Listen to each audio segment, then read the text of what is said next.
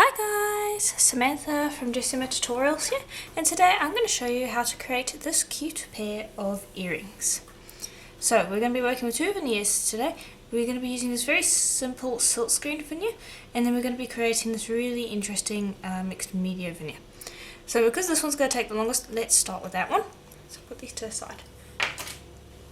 And you're going to need a sheet of white polymer clay that has been rolled out to about, I'd say about 2 millimeters thick.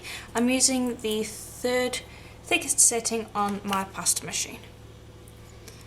All we want to do is we want to take this and we want to quickly cut away our excess.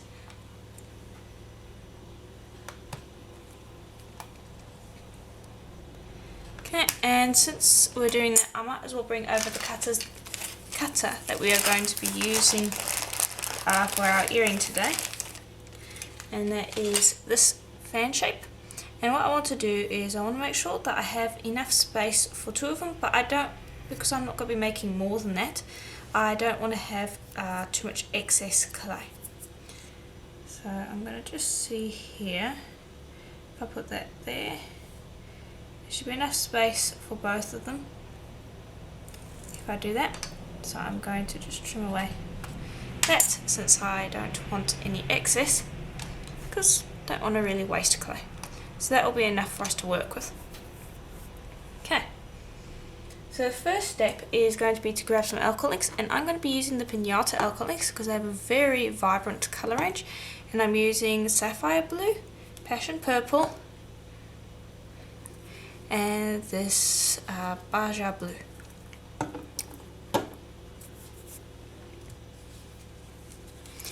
Then I'm going to take some isopropyl alcohol, and I'm using 99% alcohol.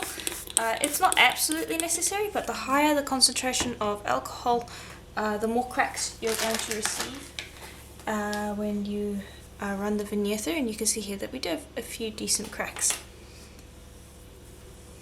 So I've just sprayed it once, and I'm wiping away the excess so it doesn't bleed under. And I'm going to start with the lightest blue. Going to drop that on like so. Then I'll move down to the next blue, which is the sapphire. Drop that in. You want a decent amount of alcohol ink on here.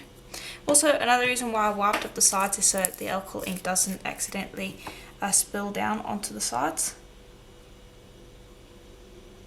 so that it just stays on our piece. Okay, so that's a fairly decent amount of alcohol ink. Now I'm going to bring over just a rubber tool, just so that I can move it around, and you can use a brush, but a brush soaks up the alcohol ink and I don't really want that to happen, so I'm going to just be using a rubber tool to just coax it into moving around like so. And you can see that purple is a very strong colour. And by spraying the isopropyl alcohol ink on beforehand, we are just making it easier for the ink to move around. There we go. Right, now just quickly dry that off.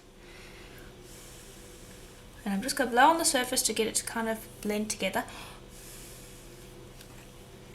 Then I'm just going to grab a wet wipe, and I'm just going to pop that onto the surface, and I don't want to use my fingers, so I'm just going to pop this down, and that it's just going to soak up excess ink. And I'm not going to take it off because this is very wet with alcohol ink now, but I want the clay to sit with this, and I want it to soak up this ink. So just leave this for like half a minute just to make sure that alcohol ink sinks in, and then when that is done we can move on to starting to create our pattern. Okay, there we go. Give it a quick dry. You want it to be completely dry before you put your stencil on, because if you put the stencil on before it has completed drying, you'll find that the clay sticks to the stencil, and when you lift it up you'll get tears, which is something I don't really want. So I just dry by blowing for the most part, and then you can come in and just quickly dab it with your wet wipe just to remove any excess ink that might be not drying. Okay, and I should be able to run my finger over and get very little excess on my finger. Okay, then I will pick that up and I'm going to clean the tile. There we go. So here is what we're left with, and it's kind of this blotchy, mostly very dark pattern. This one up there. I'm just trying to get this part over here dry. There we go. So I can pop that down, stick it down, and you can see it's having very little effect on my fingers, which is what we want. It needs to be nice and dry, and that is mostly achieved by this fact that we sprayed the isopropyl on. And if I were to stretch this now, you would find that it would crack a bit. Now I'm going to bring over my stencil of choice, and I think I'm going to use this large one here. I'm just going to place that down just about in the middle.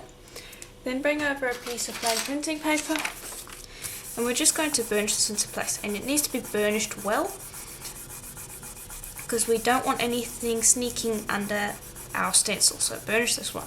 And this is why I bring over the plain piece of printing paper, because it means that you can burnish with your fingers without it rubbing over the clay and removing stuff.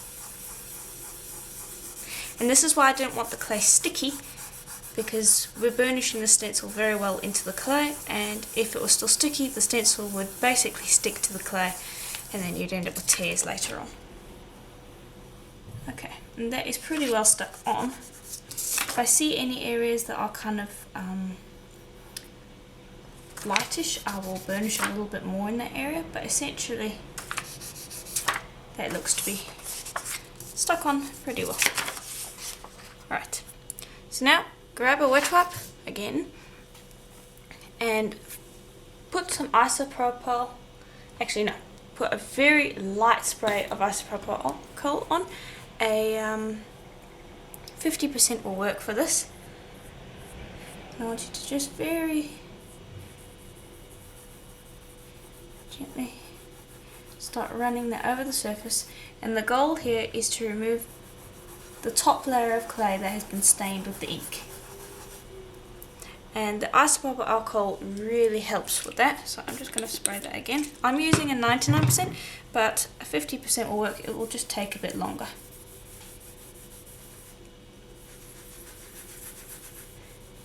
Okay, just continue scraping.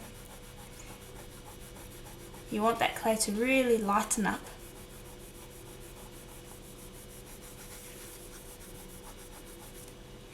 And just continue until you get a nice light colour, and you can spray again whenever you need to.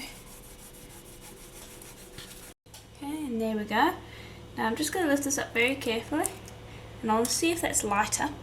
Now you can see how it's stuck a little bit, and that's because the isopropyl alcohol did get under our stencil, and that's why I wanted to lift it up and quickly remove that isopropyl alcohol that got under, and to just quickly clean our stencil before we move on to the next step.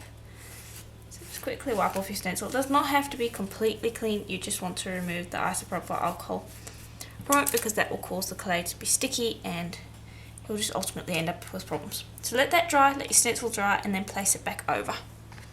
Okay, now it's dried. I want to lay that back over so that matches. This is a little tricky, but shouldn't be too hard because your stencil should have left raised areas because we burnished it in so nicely. Then grab the paper and you want to burnish that on all over again. And it also, by lifting it up, it also gives you a chance to see how your shadow effect is. The shadow effect being that you have brushed away some of the ink on these areas, and to see whether or not it is easy enough to see that shadow effect. Okay, so I'm pretty happy with the burnish. Now we are going to start our decoration process. So I'm going to be using some white and gold paint. And I'm going to start with the white. Just going to, and actually no, I won't start necessarily with the white, I'll just put both of them out.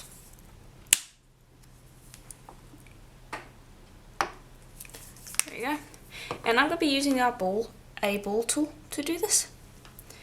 And I'm going to start with the white, and I just dip my ball tool in a little bit, and all I'm going to do is I'm going to create patterns. So I generally create little dots or little lines, and I alternate between gold and white.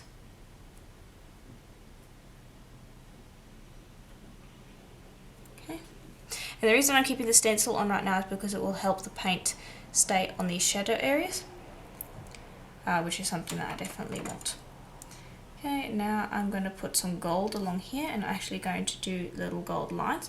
And the key here is to have very little paint on your ball tool, because you don't want it to seep under the stencil, because it definitely can do that.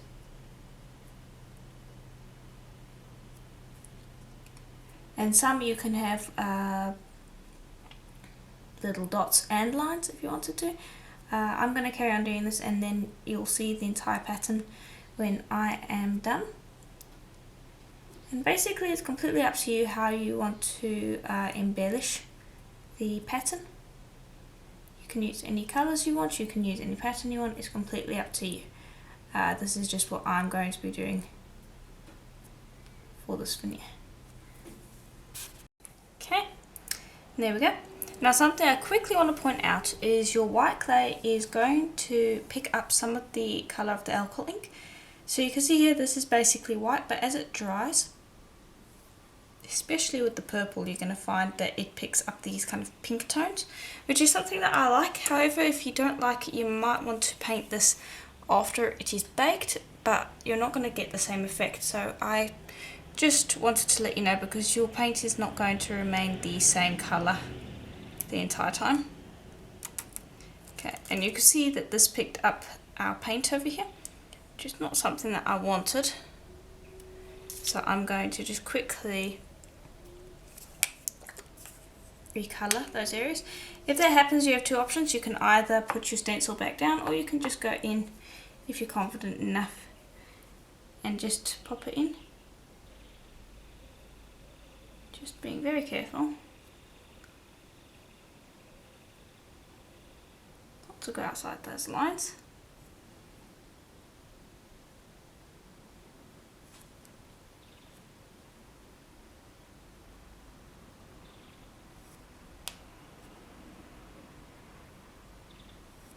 Okay, there we go. Fairly simple. If that happens, don't worry, you can easily just colour that back in. Alright, now I want this to completely dry before we mess with it, so we're going to move on to creating our silkscreen veneer, and then when we're done we can come back and finish this off. So just put that to the side, and I'm going to grab my rag here, and I'm quickly going to cleanse up because we do not want any paint or ink getting onto our piece. Okay, and I'm just going to quickly use my hand to just wipe away most of that moisture. And I've got a piece of white clay that was rolled out on the same setting as our previous piece of clay. And now we're not going to need too much clay to work with, so I'm going to trim away a fair bit of it. There we go, that should be enough. And you can use any silkscreen that you want. However, I'm going to be using a silkscreen from Tonya's Treasures, and it is this really nice fan pattern, which I'm going to be using. Now before we start, I actually want to spray us with some isopropyl alcohol ink. Oh, not ink, it's just isopropyl alcohol. And any strength will work. And I'm just going to use this to actually clean my white clay. I want to get rid of as much debris as possible. And I'm wondering if this might be a hair in here. gonna see if that is. Yes, it is. Might be wondering, ugh, I've nicked the clay now. That's not a problem. Just quickly clean it up, and then you can just easily bring over a piece of plain printing paper and give it a quick burnish just to smooth that nick out.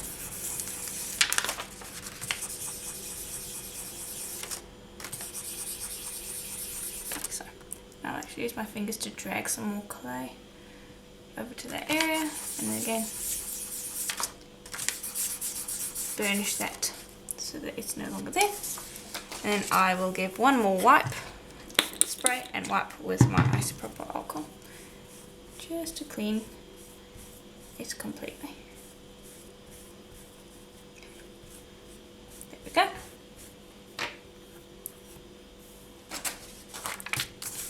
Final burnish just to clean up any excess liquid. And then we can bring over our silkscreen. Lay that over the surface, and I'm going to burnish it very slightly onto the surface so that it sticks. Okay, and I'm going to be using black paint for this. And all the paint that I use in this tutorial is acrylic.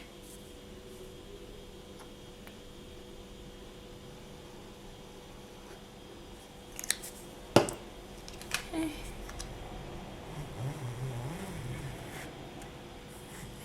Just brush that over like so. I'm going to wipe up the excess that is on my scraper, and I'm going to go from the other direction, and I'm just busy cleaning excess paint. Each time wiping up the excess on my scraper. There we go, that looks to be about right. There's just one little spot there. There we go.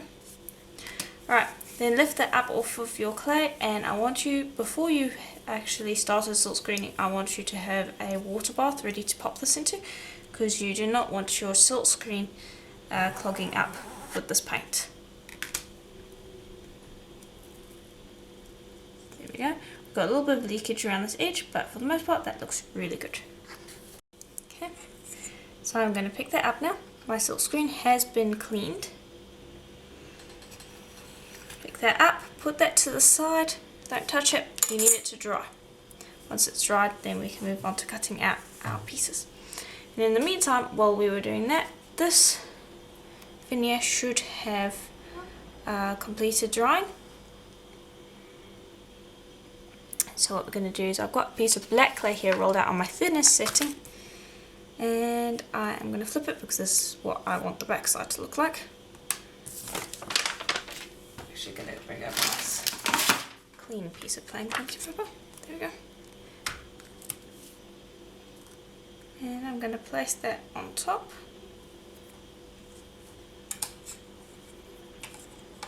Like so.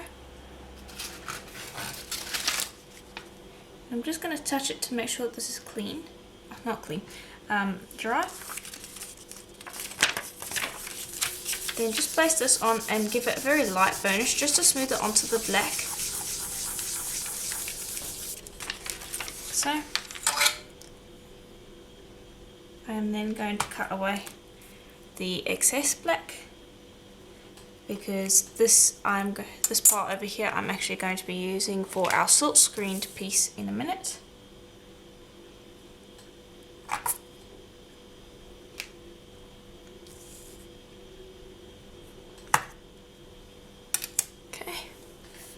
Okay.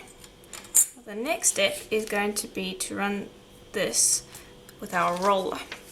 Don't put it through the pasta machine just yet. I'm going to use our roller to very gently get those cracks to start showing. Okay.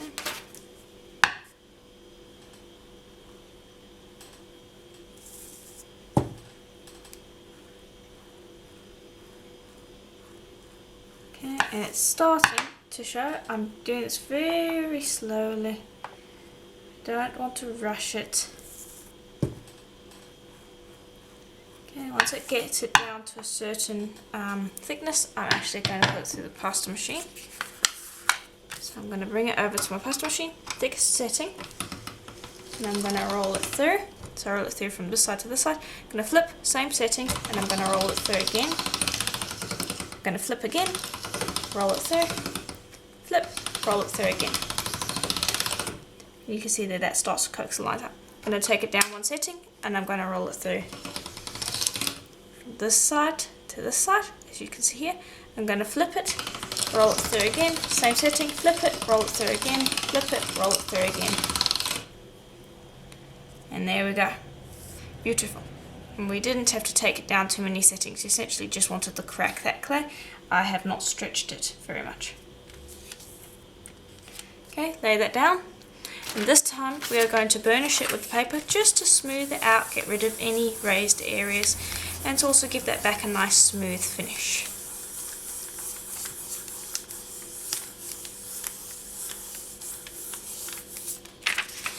There we go. And you can see it's actually more striking than the previous one that I made because I used more isopropyl alcohol ink. Not alcohol ink, just the isopropyl alcohol. The more isopropyl alcohol you use, the drier your clay will get and the more cracks you will end up with in the end.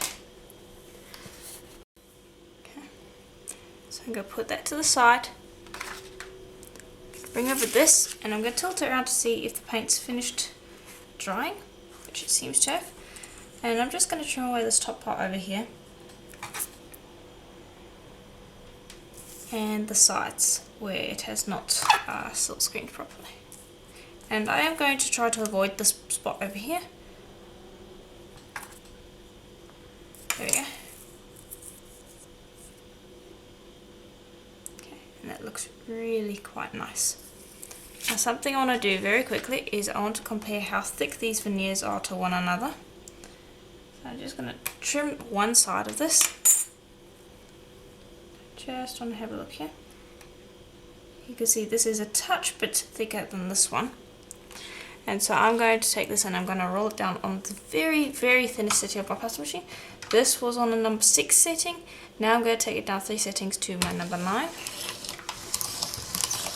There we go.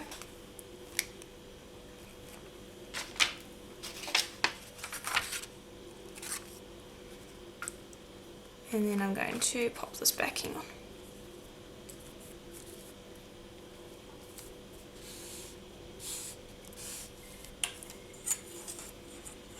Trim away your excess.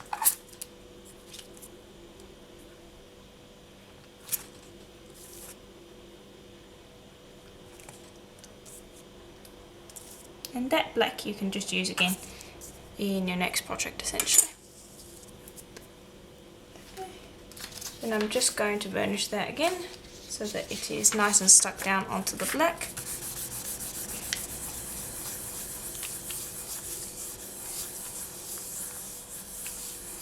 Okay, and then just to make sure that it is the same thickness, I am going to run that through my pasta machine on my thickest setting. Okay, then I'm going to take it down one setting, which is the number 2, and I'm going to roll that through as well. Just a few times to make sure there is the correct thickness. And there we go. So it did stretch it a touch, but not too much. So now both veneers are the exact same thickness, which is important. Now I'm just going to pat that down onto my tile. And I'm going to bring over my fan cutters. And I'm also going to bring over a mini circle cutter. So let me just bring that over. And this is my largest mini circle cutter. And what I'm going to do is I'm going to position it so that I can cut out a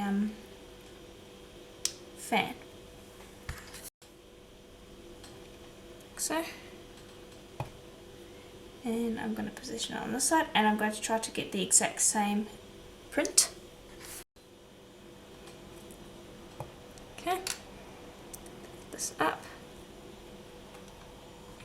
Now the paint will have made a little bit of a mess along the sides, which is fine. You can actually go back in with your cutter and spin it a bit to remove the paint if you want, because the paint will stretch down and that will remove all of the excess around the edges. And when you have a circle cutter, why not do that? I'll lift those up. And now all of these, you don't have to worry about the back too much, because we are going to be putting some black liquid clay on them just to smooth out the backs later on. So do not worry too much about if the backs are completely clean or not. Just going around these edges just to brush them in a bit. Okay, put those to the side. Now we're going to cut out fans shapes.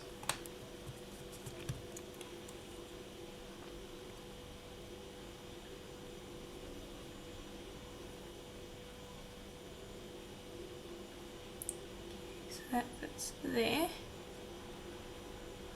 That fits there. Okay. So cutting that one out. Then I'm going to do the same. This one, there we go.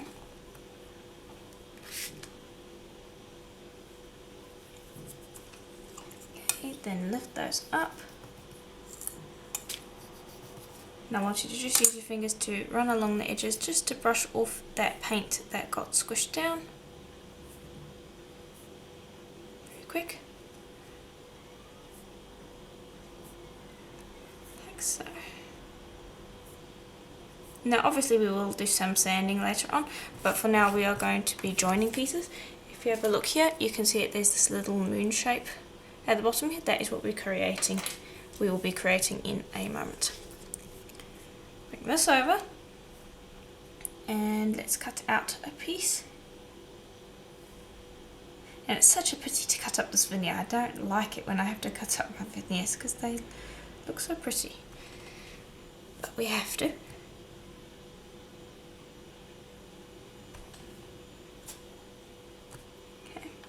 And then I might as well use my circle cutter to cut out some pieces here. There we go.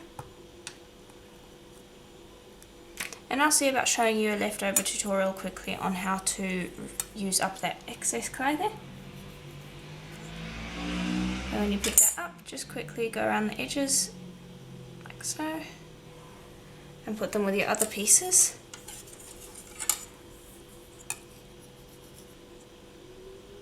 Now the reason these edges look dirty is because the clay is dry because of that isopropyl alcohol, and so it will have kind of a crackly look around the edge.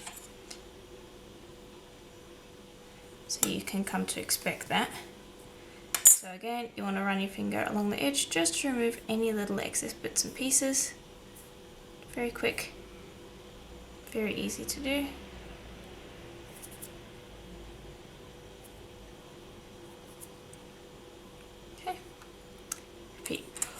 With that one, and then we can move on to cutting up our pieces and pairing up our edges with them. Okay, so we got this one, and now I apologize if my head gets in the way at any point in time, but what we want to do is we want to position it so that we can cut out our moon shape. So you want it to be nice and even on both sides, and I really need my head to get in the way here. Okay, and so we've got a piece back here that we are going to use, and the best way to measure this by eye is to have a look at the top here. It's very hard to see because the camera's not right over the top. Let me see if I can bring this forward and if you can see that better. I'm not sure if you can see that better. But basically there's a border along here. You want that to be even on both sides. So if one side is jutting out wider than the other, then you have not got it even. It should look symmetrical. Then once you're happy, cut down,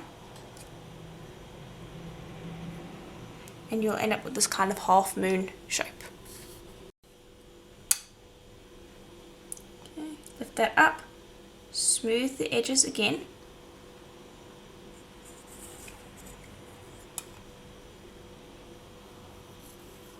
Lift up the moon shape. Be careful with that because we need that I actually will just press along these edges like so, just to remove any excess.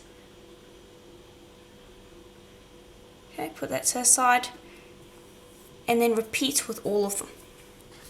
Okay, then when we're done, bring over our special veneer and the little sliver of white silkscreen, the little sliver of the white silkscreen piece essentially. And then I tend to like using the blade to actually coax this into the right position. You can use your fingers as well, but I find that the blade is an extremely helpful tool in that you can use it to pat it up against the edge.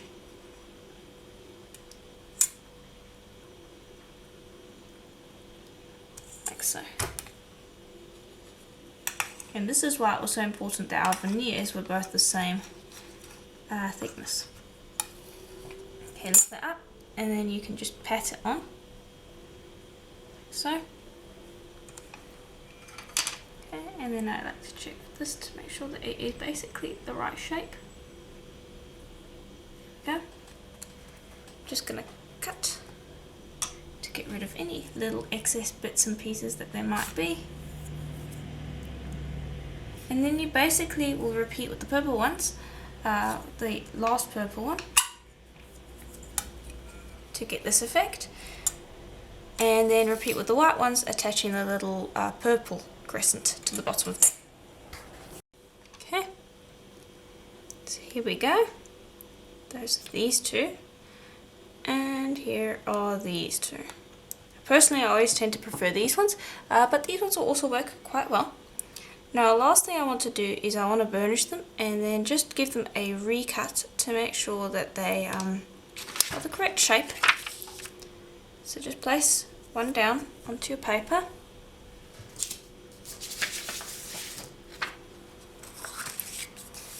And give it a very gentle burnish. You do not want to be too aggressive when doing this. You just want to give it a very gentle burnish, like so.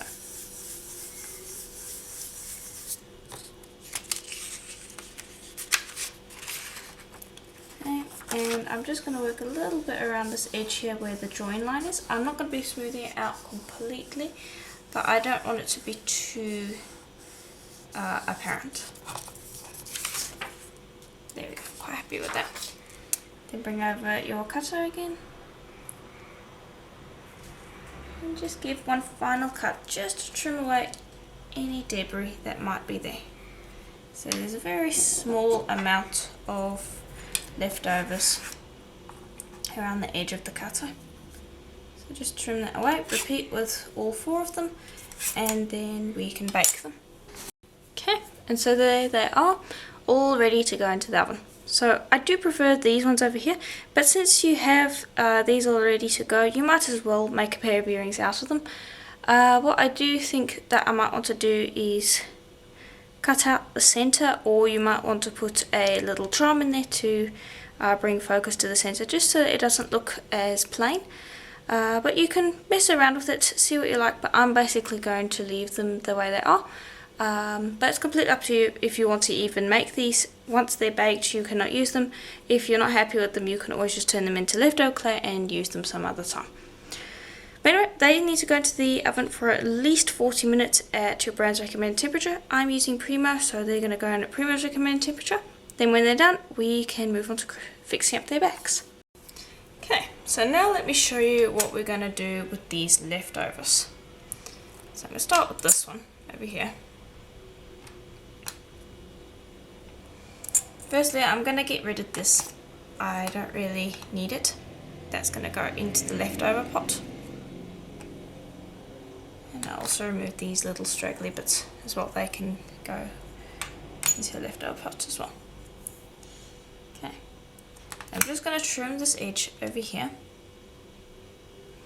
And I'm going to cut it into strips. Okay, that can go as well. Then I will repeat this one. Get it into the right shape. Quickly trim, and you'll repeat that with the white one as well. Then cut that into strips.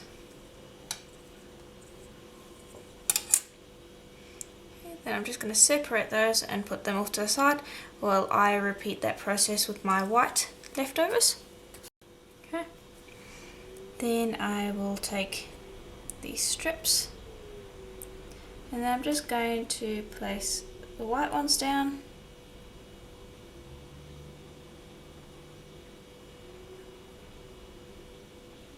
So. And you're still going to end up with some leftovers, obviously. But that's pretty much expected. Place that down. On to the next one and just continue repeating this process until you've used up all of your strips. Okay. Then just trim up those edges.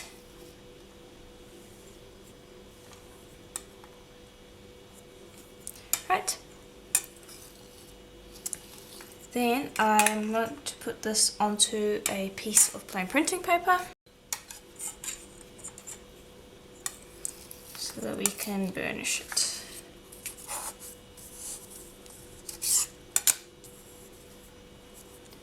Because we want all of those pieces to sit together nicely. So then burnish parallel to the stripes. You don't want to be burnishing perpendicular to them. That way you keep them nice and straight. And I want you to be pressing quite hard when you're doing this. And if this goes well, we can use this as a backing for our earrings, or we could create a new pair of earrings with it, whichever one works. Okay, then once you've burnished a bit, you can start doing it perpendicular to the stripes just to get rid of any final seams. Okay, and there we go. Now I am going to, let's see, what do I want to do now? Let's do a bargelle. Lift that up.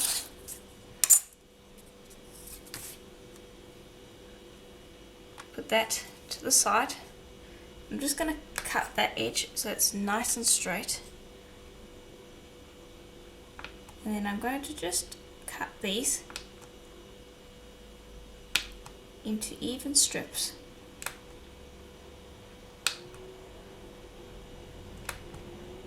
The whole way along.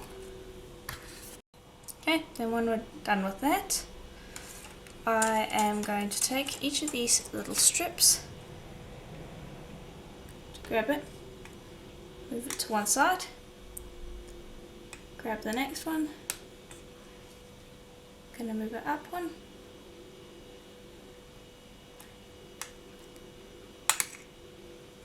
so, and just basically create a bargelle. And I'm sure some of you have already seen how to create one of these, but for those of you who haven't, I'm going to continue showing you.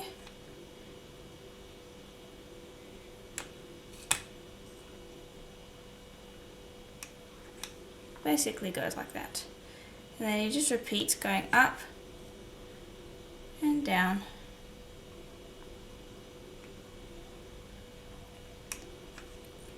until you have used up all of your strips. Okay. Then once you're done with that, pick it up and we're going to burnish it just to smooth out all of those bumps and lumps. And that's one way you can use your leftovers. Now obviously you're not going to use all of them. You're still going to end up with a pretty large amount of leftovers that can be used to create bead cores. It can be used to create bracelet blanks that you then put veneers over. It can be used to create your own texture stamps. It can be used to create shape templates. Lots of different things. But that's all the things reserved for ugly leftovers that have gone through basically the how to use leftovers to create veneers. Then the leftovers of those leftover veneers can be used in those purposes. Okay, and I want to smooth it over a little bit more, but basically that's what we've got. Okay, I'm going to pick that up I'm going to run this through the pasta machine on my thickest setting. Then I'm going to take it down one, and then I'm going to take it down one more, rolling from the side to the side always. There we go. Okay, and what I'm doing now is I'm basically running it through from this side to this side, then flipping, run it from this side to this side. Okay. Then I'm going to take it down one last setting, and I'm going to repeat, rolling parallel with the lines. Okay, and we can probably use this as our backing, though it needs to be thinner, so I might take it down a little bit more. I wasn't incredibly excited about the Bargello, so we might as well just create an interesting kind of crackled back for our earrings. So I've stretched it out again. I'm going to start rolling it from this side to this side now as I go down one more setting, just to stretch it out so that we create enough clay for us to work with. Okay, and that should be enough for one earring pair. Okay, so I'll leave this here, and when our earring pair comes out of the oven, we can use this backing, then the other one we will apply a liquid clay backing to. Okay, so let's move this to the side. My pieces have just finished baking. Put that over here and out of the way, and we'll bring it over these. And you can see that there's definitely been a colour shift. Keep in mind when you're working with alcohol inks that it will always appear lighter once it has been baked. And so generally you want your colours to be a little darker than you would actually want them before you bake. So now we're going to be using these ones to create our backing. And so what we're going to do is just going around the edges to see if there's any significant parts that are sticking out. Okay, doesn't seem to be. Okay, and so now I'm going to bring over a touch of translucent liquid clay, and this is just Sculpey liquid clay, and I'm just going to brush a bit onto the back of each of this pair. Don't worry about the other one because we're just going to be applying black liquid clay to that to clean up the back. This one we are actually applying a backing. So depending on what you want, you can either choose to just go the liquid clay backing path, or you can choose to actually put a more colourful backing onto the backs of your earrings. So it depends on how much effort you want to put in and how much time you're willing to spend on each piece. Okay, so let's bring over our little Bargello here, and I'm just going to flip that over, and I'm going to stick that down, that one, stick that down,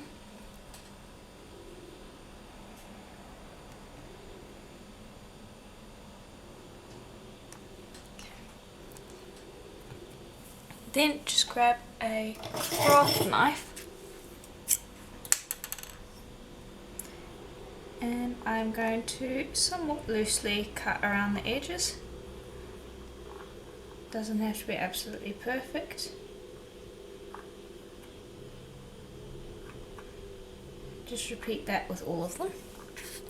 Okay, there we go. Now I'm just going to pick that up.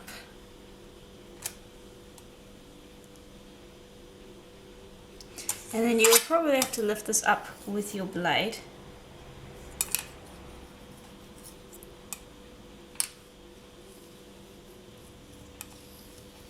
Like so. And then we're going to tend to it to make it fit properly. Okay. So all I'm going to do is I'm going to go around the edges with my finger, and I'm just going to very gently press along the edges to get it to press against the already baked edge of my piece, and also to give it a very slight bevel and this will just cause it to stick down onto my piece. It will get rid of any excess that is hanging over the edges, and it will just in general make it one secure piece. Run your fingers along the edge to smooth any imperfections, and then put that to the side. And repeat with your other 3 pieces. Okay, and then for the other pair, I'm going to grab those, and I'm going to be using some black liquid Sculpey, and I'm just going to apply that to the back of our pieces, and that is what will create our backing. So I'm just waiting for it to drip down. And here you can see how these pieces came out. They came out really nicely. So I'll just wait for this to come out. Here we are, we're almost there. I'm just going to put a decent amount on. Just put that on all your pieces. And this is why I put the black backing onto our pieces before we bake them the first time around. So when I use the black liquid Sculpey, I don't have to put on too much to hide something like a white backing. The backing's already pretty much black, you're just hiding all the little imperfections. Then you just want to take that and very carefully brush it around and up to the edges. And that is a very easy way to put on a backing. And the reason I like using the Sculpey liquid clay versus something like maybe the Kato liquid clay as a backing, because it has a nice matte finish. There we go. Then put that to the side with the others, and then finish off all your pieces with the liquid clay. And then when you are done with that, you pop them into the oven for another 40 minutes at your brand's recommended temperature. This time it would be Premo. And then when that's done, we're going to be doing a little bit of sanding just to clean up these edges. And then we can move to assembly. Okay, so now they're all out of the oven, and we are basically ready to start just giving their sides a rough sand. I do not want to sand the fronts or the backs because you'll sand off all of this mixed media that you have applied, and so you only want to be sanding these edges just to get them to a nice appealing smooth finish. So you only really need to use a 400 grit sandpaper. You can go up through the grits if you want to, but in general I don't really find that necessary. You just want it to be nice and smooth. It doesn't have to be glossy, especially since the rest of these pieces are going to stay matte. So all you do is you begin sanding it like so, just sanding down that rough edge. And then you can go back and feel it, and if it's nice and smooth, then you can move on to the next one.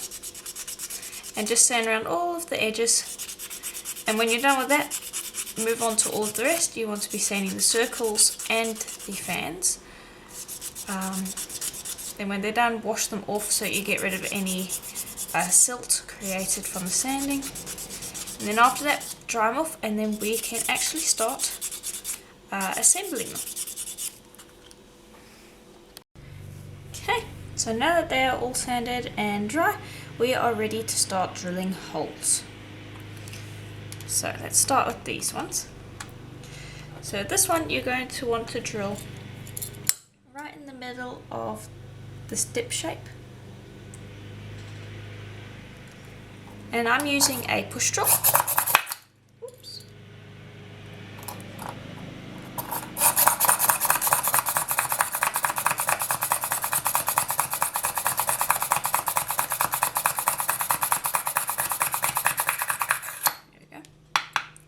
Makes drilling much easier.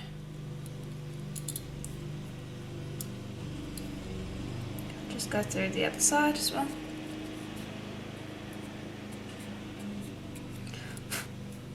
Okay, that's that one. Now we'll move on to this one, and the drill should be located right here. And of course, if you're using a different silkscreen, you will want to drill however that pattern best suits it.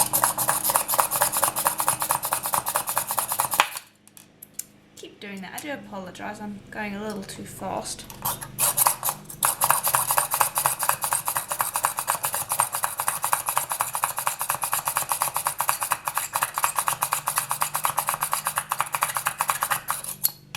There we go. And just break through and then go through the other side before going through completely, because that will yield you a much neater hole. Okay, and then you will just drill a hole right at the top, and then you will repeat for the other earrings. Okay, so now we've drilled them, we are ready to assemble. So you're going to need 2 somewhat large jump rings and an ear wire. And all we're going to do is we're going to place that in the hole, attach our little circle piece, close that up. And you can see how nicely it sits in that little nook in the fan.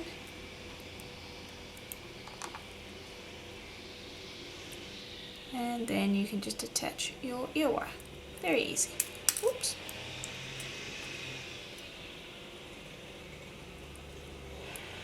There we go. And there you can see the back looks quite nice. And the front looks really nice. So I'll bring over the others, which I have finished.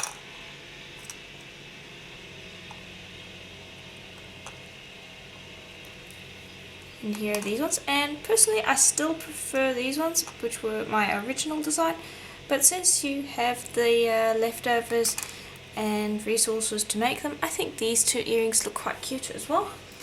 And here is the pair that I originally made, just so you can see.